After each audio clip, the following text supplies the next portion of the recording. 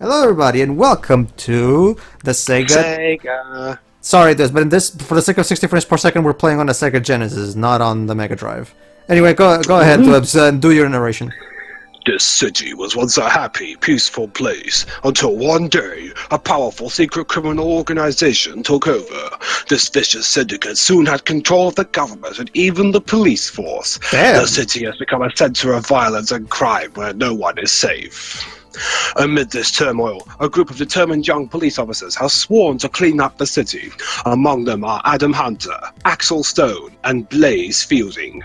They are willing to risk anything, even their lives, on the streets of rage. And guess what, folks? It was actually the guy who was named second who will be the most popular from this game. And here's an interesting thing for you, Dweb.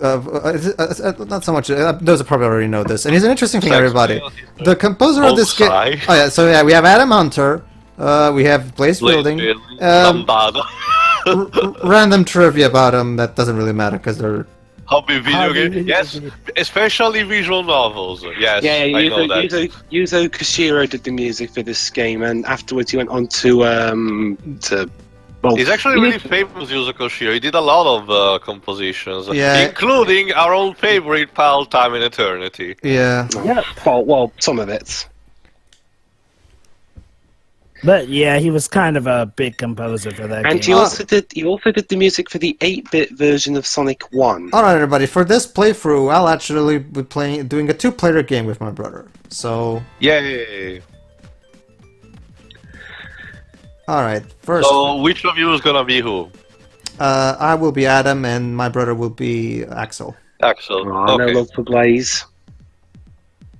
Sorry, dude, this is usually how we always played back when we were kids. So yeah, it's this is a beat 'em up. It's pretty much inspired by those 80s movie about corrupt police and stuff like that. Yeah, I can imagine. I'm imagining now Pedro and his brother arguing. Right, you punch that guy on the right. No, you punch that guy on the right. I'm gonna go below. No, you do that. No, you. Why does everything have to be arguing for you, Dwibs? Can't you ever envision two brothers working together and not going all Cain and Abel? Oh, Jova, you're so silly. You're so silly, Yeah. Jova. That's right. Well, Or me and my naive. sister are good at co-op. Anyway, yeah. So basically, yes, the voice effects are really funny. Yeah. I forgot. This one came out first or Final Fight? I forgot. That came after Final Fight. In fact, this was actually Sega's. This is in 1991. Trying to compete. Yeah, basically one was trying to compete with the other. But No. surprisingly enough, we ended up being very helping each other, pretty much. Yeah. This game this game is actually much more kind of, it feels its own thing, whereas the sequel actually went pretty much kind of copied Final Fight, which was kind of disappointing to me, honestly. I don't know. I kind of thought that I mean, if you're trying to compete against Final Fight by basically making yourself a Final Fight clone. Well, what they say, if you can't beat them, join them. So yeah, since we're playing on the Sega Genesis, as was common with most Sega Genesis stuff, it had quite a few advantages over the Mega Drive version. One of them being 60 frames per second gameplay and not crappy 50 frames, thank you. Wait. Versions. I mean, as far as I'm aware, wasn't this game only on the Mega Drive? Or Genesis? Genesis. Yeah.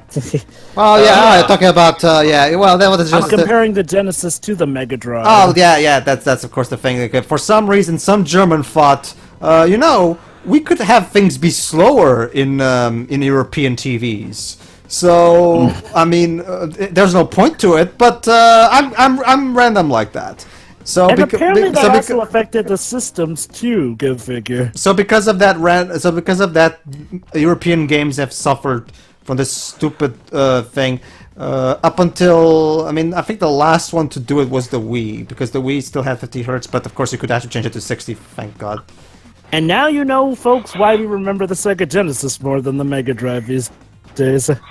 And here's one thing that you can actually do here when not in Final Fight. You can actually beat up an actual woman. But because Capcom was apparently too chicken shit of doing that, and they changed it into a controversial transsexual person. You mean Sega too? No, I mean, no, remember, Poison is from Final Fight, not here. Oh, okay. But hey, this game got a Master System port in Europe and nowhere else. So an 8-bit version of this? Weird. Yeah. Well, there was a Game Gear version as well, but there was a Master System released only in Europe. So yeah, in true beat 'em up tradition, people can actually eat stuff as well as on the ground to regain health, like any kind of food. I thought you were going to say eat their enemies.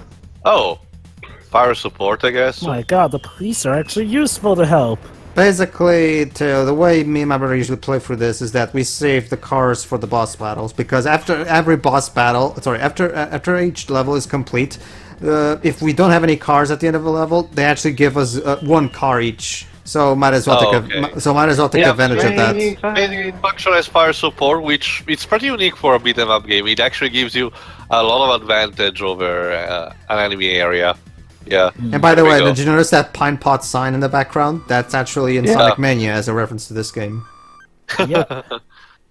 Yeah, the Streets of Rage series is one that is being plagued because after 3, the series was still famous, but Sega decided to do nothing with it.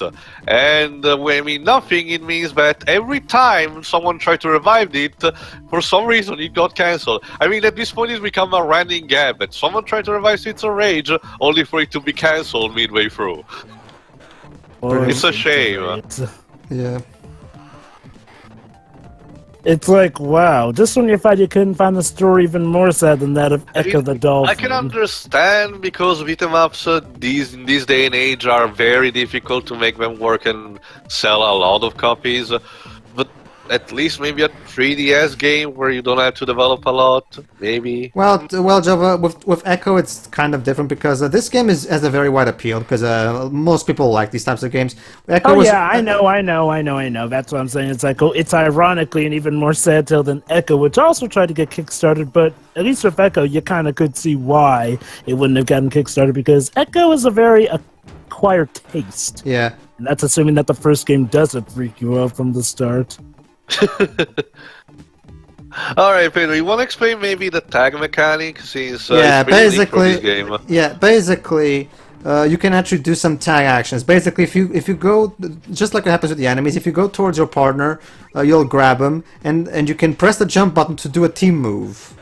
Depending on, like, for example, if I grab him from the front or if I grab him from the back, he'll do a different tag move. And each of the 3 characters has their own unique tag moves. Yeah, I can see that. Each character also has a special move, but I keep forgetting how to actually do it. I don't mean the car. I mean, for example, the I forgot the name, the Dragon Ring from Axel. I think the Dragon Dragon Smash. Sorry. I think that's only in the second game though. Alright, my memory is bad. It's been a lot since I played these games, so it was actually in the collection. I mean, Sega at least had a very good taste of re-releasing these games in almost all of their collections. I think you can also find them on Steam, I think. Well, yeah, probably, yeah. In terms of consoles, I recommend playing on the Xbox One backwards compatibility thingy because it's much better than playing with the shitty 360 D-pad. Because unfortunately, for some reason, the Streets of Rage Vintage Collection was never released on the PS3. Well, maybe an eventual PS4 release. Yeah, I mean, Sega did one of his Mega Drive Genesis collection for pretty much each console after. Oh yeah, actually, you're right. It technically has via the Ultimate Collection. You're right. Actually, I forgot about that. No, the one I played was. I forgot which one. No, it wasn't the one on the PSP because it didn't include them. I think it was on the PS2. No. Or probably it was also. It was probably something I emulated then. The first collection, the Sega collection that had all 3 games was the Sega Mega Drive or Sega Genesis or Sonic's Ultimate Genesis Collection, as it's called in America. And after that, of course, eventually M2, the masters of classic 2D emulation, made it part of the Sega Vintage Collection. That's right now the best way to play them because the Sega, the Ultimate Collection on PS3 and 360 were still made by Backbone, and Backbone's emulations were how should I put this? Dodgy. Dodgy. Fortunately, the awesome guys at M2 are very passionate guys about what's going on, and their emulations are pretty much, and they offer much more options than the backbone emulations. Also, Wolverine bosses. Too bad we're dead. Mm-hmm. And that's Down for it. the count, and round 2 clear. And by the way, you're probably wondering, why the hell were we fighting blonde Wolverines? Don't ask me, I don't know. Blonde. They had orange hair. They had Well, orange hair. Whatever. Whatever. The point is, Dwebs, not only did Wolverine go bad, he also cloned himself. And very good, Weaves. Now we're on Outrun. Yeah. About his clones. Jova, it's Marvel you're talking. It's superhero comic books you're talking about. Where it's bound at least to have at least one continuity where something like that actually happened. True, I mean, even Thor got cloned when he was dead. I think I'm a clone now. And don't even get started on Spider-Man clones. I think I'm Well, a yeah, clone Jova, now. that's an entire can of worms for that. But yeah, basically, Wolverine actually does have a clone, albeit it's a bit more feminine, shall we say. Actually, yeah, if I recall correctly, X-23 is the current Wolverine, since Wolverine's apparently dead in the canon. She is. Now, unlike most heroes, Wolverine actually got a dignified death, so... this It's one's still not Marvel salty. Comics, he's gonna be back. So, were you What? guys hoping for Logan if it does turn out to be Hugh Jackman's final film as Wolverine? Well, Maybe they'll give him a dignified death, I don't know. Mhm. And I guess it could work in their favor, since, canonically in the comics, he's not the current Wolverine anyway, he's dead. Yeah. And X-23, while having a bit of a clumsy start taking on Wolverine's position, is actually doing relatively well. Besides, Apocalypse kinda hinted at basically X-23 having a bigger role in the next movie. I'm not gonna say the details because it's a bit spoilery. So maybe Logan is actually tied to that. But anyway. There we are. Anyway, yeah, basically on the Outrun Beach, it's kind of amazing that Sega made back in the day all these scenarios that actually were similar between each games.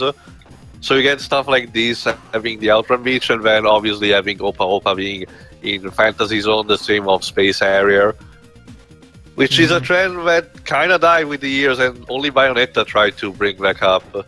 Yeah. And we all know how that turned out. Well, okay. technically, Bayonetta one wasn't at really least bad. Sega has the decency to still consider it one of its IPs. True It didn't completely go give it to Nintendo. One thing that's funny about Logan is that it's apparently filmed on the film's set on the Mexico border, but it's filmed in New Orleans. Well, Waves, you know what's going on right now. Actually, no way. They did film stuff in New Mexico. My bad. All right, boss time. Who is it? And this time we're tell fighting because of the Ultimate Warrior? special with the rocket fuel. No! Oh That no! really is, wow. They're here to make us taste the power of destrucity. No! Quickly, fight back with it with actual vocabulary. Between knowledge of what is life and what is death lies a battlefield of purpose between all beings. Whatever the hell that means. The battlefield of what? There you go. One is already dead. Dwebs, you know that very well, that trying to understand the Ultimate Warrior is like jumping into a black hole. Come on, Dwebs, you know better. Okay. There you go. He's down. And he is down. The Ultimate Warrior is down. Axel Stone and... Question, Teo. I know you know about the Yes? comic from Spoonie, but have you actually seen any of the Warriors promos?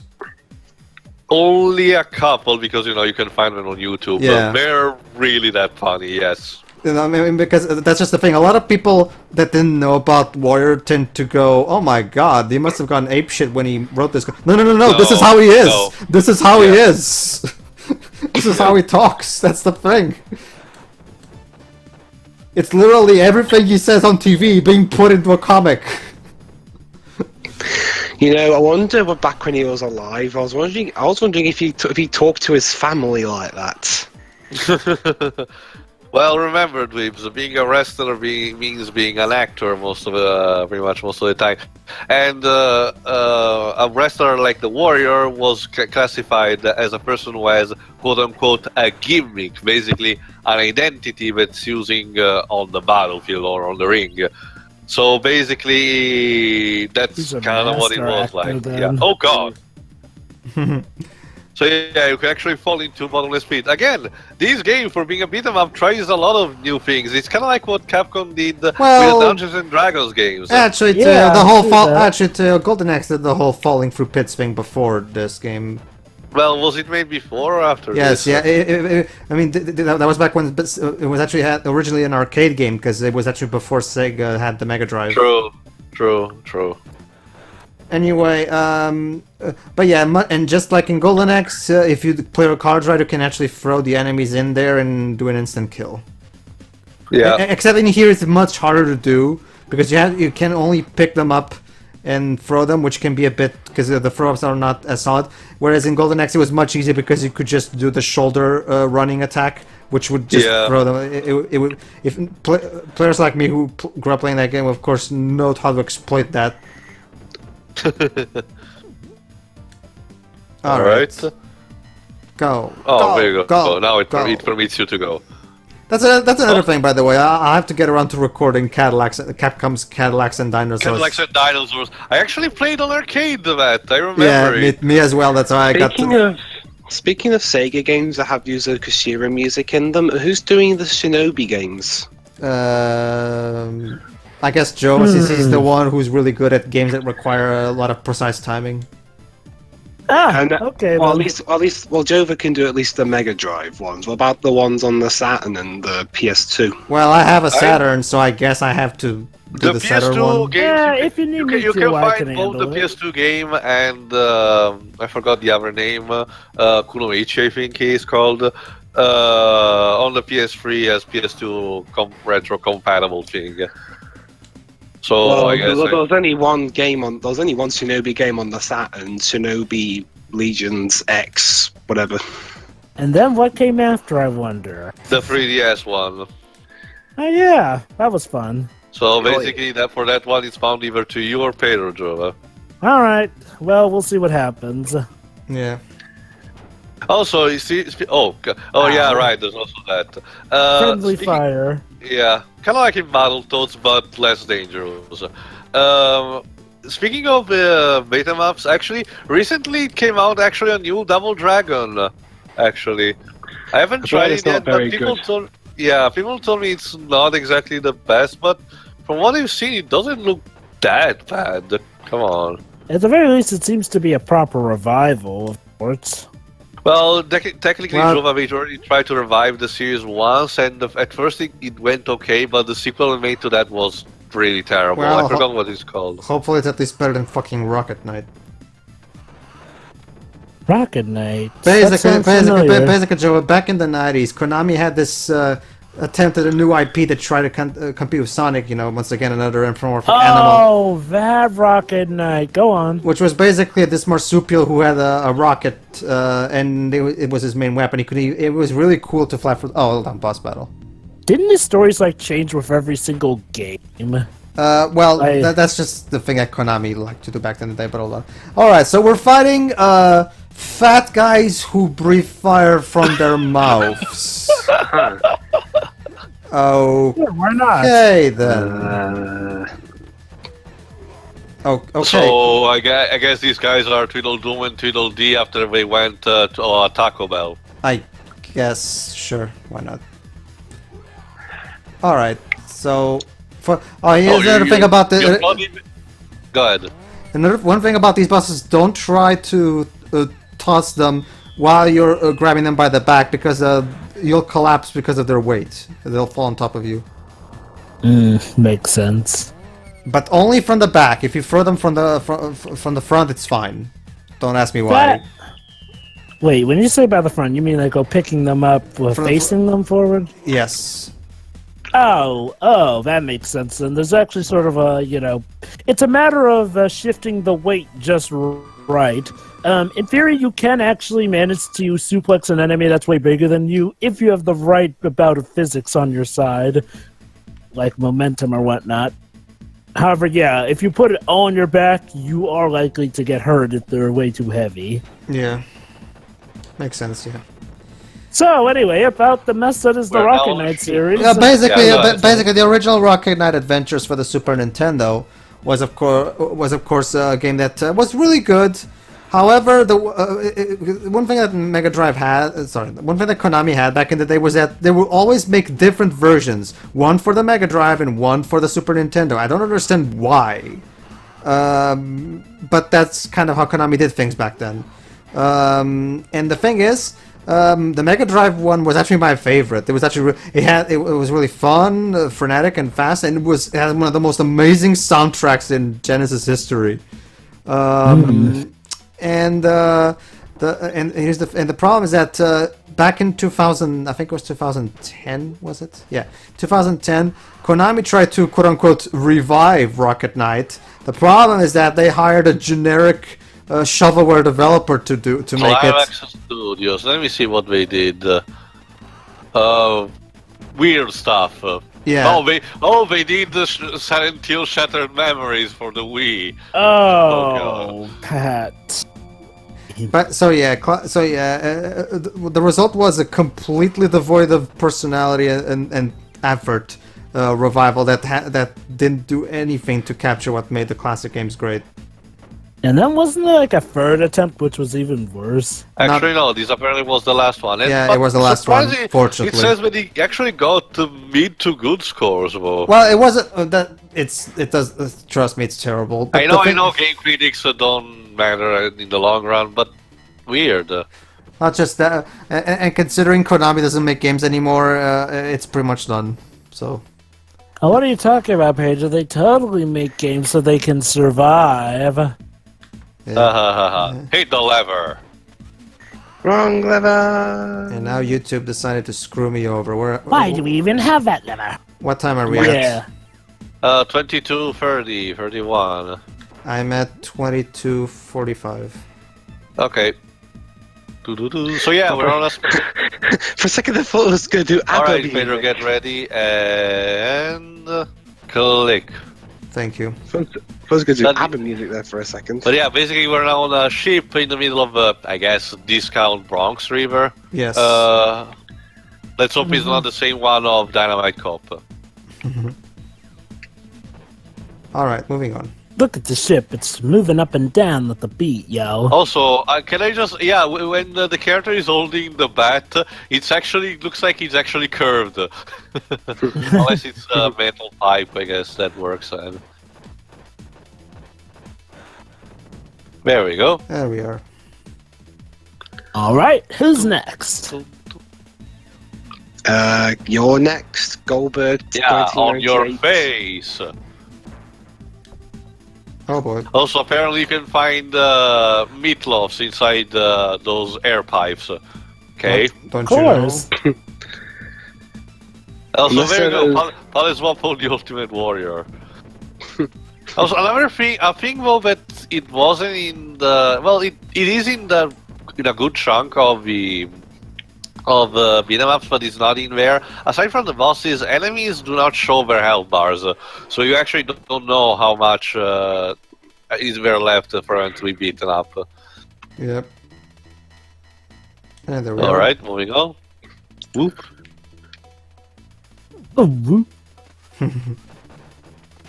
that's so Pac-Man-esque, the sound they make when picking up that food. It is. Weird considering that the Namco chiptunes for Pac-Man were mostly made with, arcade/NES sound bits.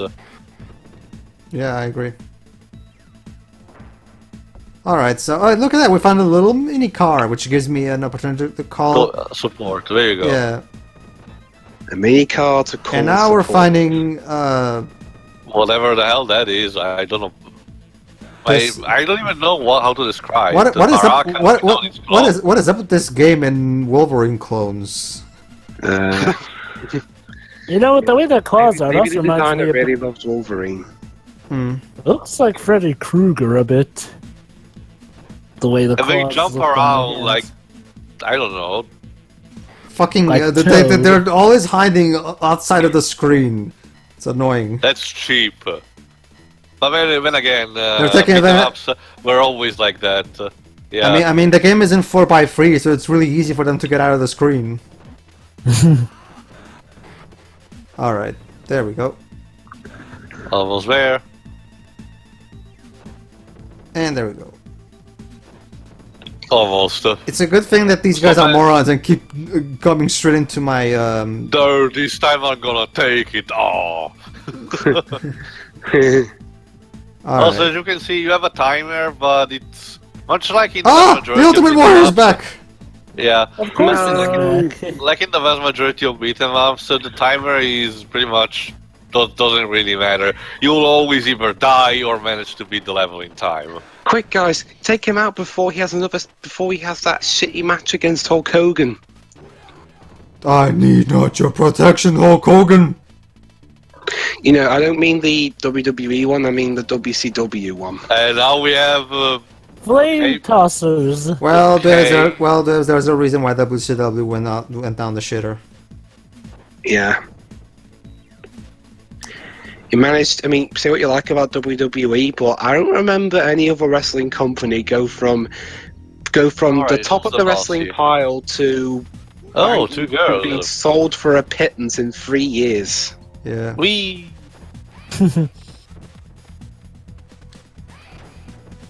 stop jumping around. You're making it so much harder. So it's like an evil version of the player character, since they seem to have similar abilities, including the suplex. Indeed. This boss is actually really annoying because the thing about Yeah. these women is that it's incredibly hard to actually lay a hit on them because they're constantly using this backflip move that allows them to avoid the attacks, as you're about to see. Yeah, I can see that. So like I said, they can use evil versions of your moves. Yeah. Alright, so one of them is dead, if I remember correctly, yeah.